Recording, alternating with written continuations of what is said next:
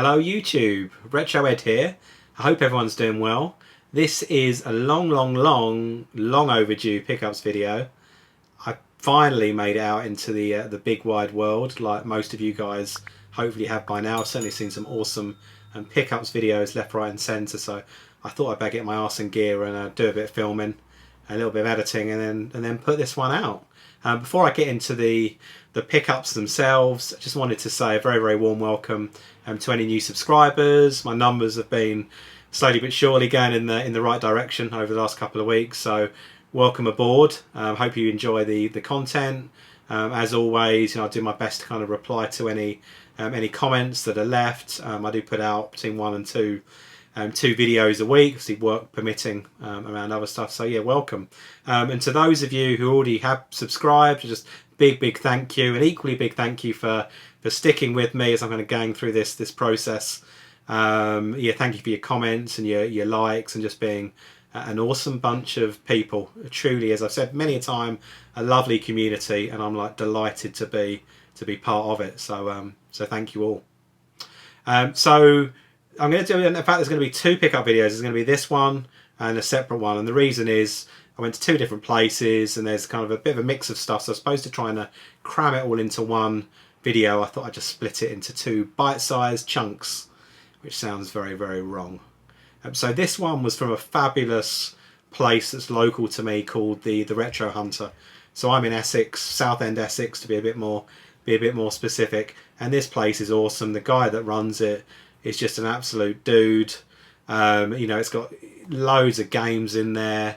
Console variety is just absolutely awesome.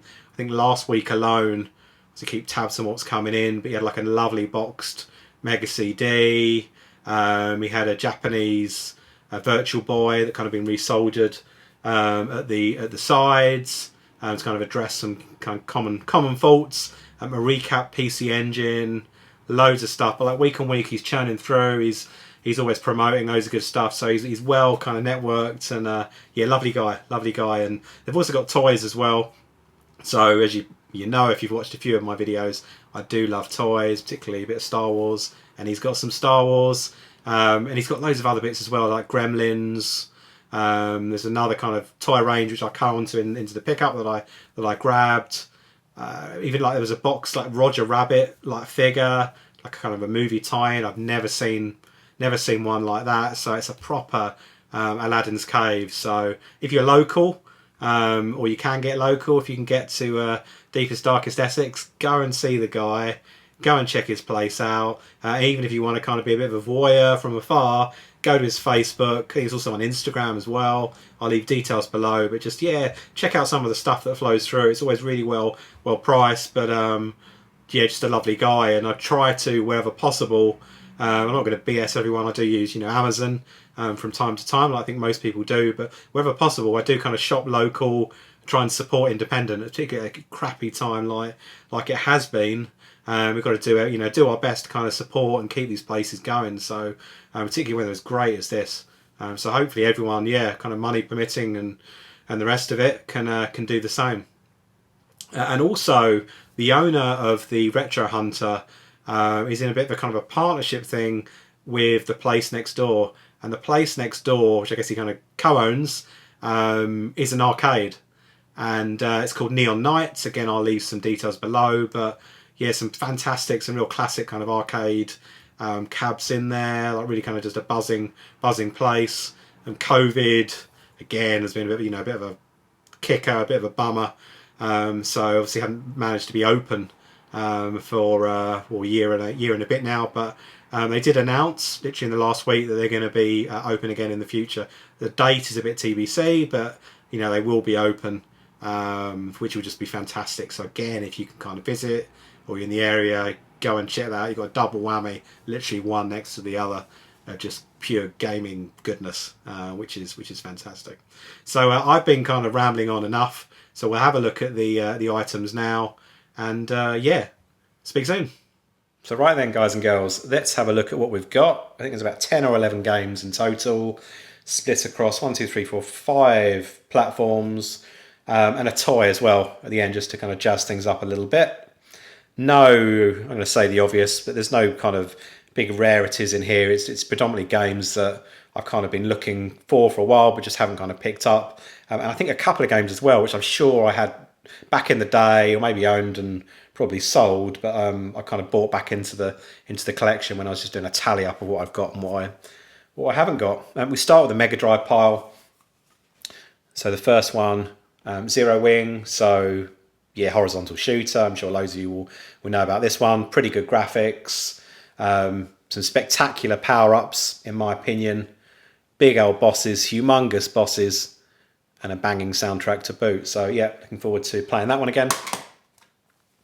Next up, Revenge of Shinobi. So I've been getting a bit of counselling and advice from Retro Red Steve on the first Shinobi game, because the Mandara, the boss from I think it's the 3rd or 4th level, is a complete bastardo. However, like the keen gamer I am, I kind of jumped into the sequel, which I remember this being far harder. I didn't own it as a kid, but I did some kind of weird weekend swapsies with a schoolmate, I'm sure. And kind of, I think I struggled with that then, so I'm probably really going to struggle with it now. Revenge of Shinobi. Next up, bit of Sensi, bit of sensible soccer. So I seem to own this game on probably most other formats, not all other formats, but most other formats, apart from the Mega Drive. I did an extremely silly video on this one in the last week, so if you haven't seen that, please check it out. Crucial viewing if you want to be a winner at the game, believe me. So that's that one. And then everyone has been banging on about this game. A bit of sticker residue, maybe a bit of a mark there. Ex-Mutants. So yeah, on a few channels, I can't for the life of me remember who's called out, but a few people certainly have. So yeah, I want to give this one a go. So that is the Mega Drive bunch. Moving on to DS stroke 3DS. First one, TMNT, Teenage Mutant Ninja Turtles. Not meant to be the best of games, but I'll say it how it is. It was mega cheap. It's like £1 or so, cheap and cheerful. I'm trying to build up the collection. I think I only have another 2,300 to go, and then I'll be done. So that's number one from the DS pile. Heard a lot about this one, but never played it. Scribblenauts, bit of a puzzler, but it's meant to be really quite interesting in terms of there's something silly. It sounds made up, but like an inventory of about 20,000 items, and you kind of type in the items themselves, and then they appear on the screen, and you kind of use them to work your way through the relevant puzzle. So I thought that'd be worth a bit of a blast. It was fairly reasonable. My son's really into DS and 3DS at the moment, or in fact, handhelds in general. So yeah, which is cool. So we'll give that a shot. And then the last one, Ghost Recon, of a slightly different nature. It's more of a tactic, turn-based thing, as opposed to obviously a shooter. It's meant to be pretty good. I do like turn-based games, such as the obvious ones, being like Advance Wars. Pretty cool. So I'll give that one a go. And then going back a few more Game Boy years to the OG Game Boy. So we've got Mega Man. So I've played Mega Man 1 and 2 on the NES. I think I've got Mega Man Zeros, or at least one of those ones on the GBA, but never kind of owned the original one. So I can't say too much about it yet. So it's probably a similar style to the NES version. It's kind of non-linear. You kind of pick your levels, pick your bosses, grab those special weapons, which in turn kind of help completely take out the subsequent boss that you go to tackle. So yep, going to be playing that one. I love this series of games. This is Desert Strike, in really nice condition as well. So I recently picked up Soviet Strike for the Saturn, which is really good fun. So I've been playing a lot of that, and came across this. But apart from the baggy, it's like everything is there. It's probably one of the later kind of Game Boy releases, but it's in fantastic condition. And I'm not even going to attempt to put everything back on camera, so I will chuck that to the side. And then next up, what do we got? So one Super Nintendo game. I'm convinced I had this one. I must have sold it like a complete prune. but I've got it back now. So F-Zero for the SNES. See, loose car, mega cheap, mega kind of popular game, but just wanted to kind of grab it, bring it back, hopefully relive some of those memories. I actually bought this, or bought everything here, on the same day that the Manc Retro Gamer did his F-Zero review. And I don't know if many of you guys subscribe to his channel. I hope you do. If you don't, for some crazy reason, I'll leave a link below. Go and check him out. He picks some absolute classic games, does some good playthroughs, but it's kind of overlaid with a really nice kind of sense of humour. You get a bit of history of the game. It's just kind of a marked difference from what you typically see with kind of a playthrough video. So go and check out Manc Retro Gamer, and I'll leave a link below. And then the final game, and this is really me just trying to build out the Dreamcast collection. So I've picked up recently some cheesy but good games, like Virtua Soccer 2, Virtua Tennis 2. But I've never owned, and maybe criminally, I've never played Power Stone, like 1, or I think it's Power Stone 2 as well. Obviously it's meant to be pretty tip top. I am slightly OCD, so I did pick this up, but will eventually pick up Power Stone 2 when I've got a bit more cash and my gaming budget has refreshed, which is going to be, I don't know, in a few weeks time, after spending a fair bit on this lot. Yeah, I won't open the front because I think the front is actually, it's okay. Let's have a look. Yeah, that's okay. I've got another one where I looked at it earlier and it was chipped, as they tend to be. So all is good. So that's Power Stone, and then the final thing is the toy, and it's in a bit of ropey condition, but it's the last one I needed to kind of complete this collection. So it's part of the LGN ET toy range. As you can see, it's like ET's spaceship, beaten, but like still nice. I still show it a bit of love. But yeah, all the other bits on the back, I think apart from the talking figure, it's only all the mini bits I've got, and now all of the pop-up and the launcher ships.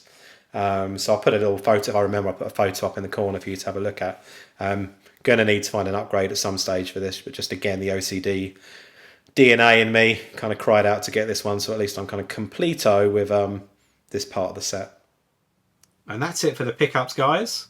I hope you enjoyed that one. If you did, then I'd love you to hit the like button. It would really mean a lot, and it kind of does the funky YouTube algorithm thing that I'll never understand or attempt to understand, and will hopefully promote my my video a bit further. But equally important, I mean, I'd love you to leave a kind of a comment on your views, as always, good, bad or indifferent, as to what you thought. I'll always respond to comments that are left, and it's just good just to have a bit of engagement and discussion on it. I think that's, in my opinion, that's kind of what it's all about. And if you are watching and you haven't subscribed, then again, I'd love you to hit the subscribe button, and also the notification bell, so you're informed of any future videos that I put out.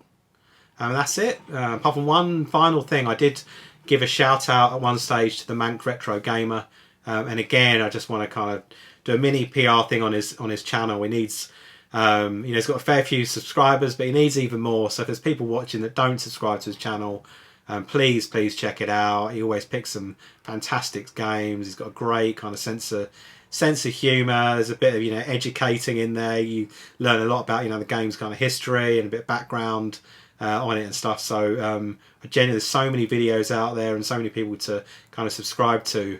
And I do my absolute best to get through as many as possible, but this is one of the first ones that I subscribe to, and it's the one that I will always watch, even if it's middle of the blooming night. I'll always try and catch up on his content. And with that, I will love you and leave you, and I'll see you on the next one, guys.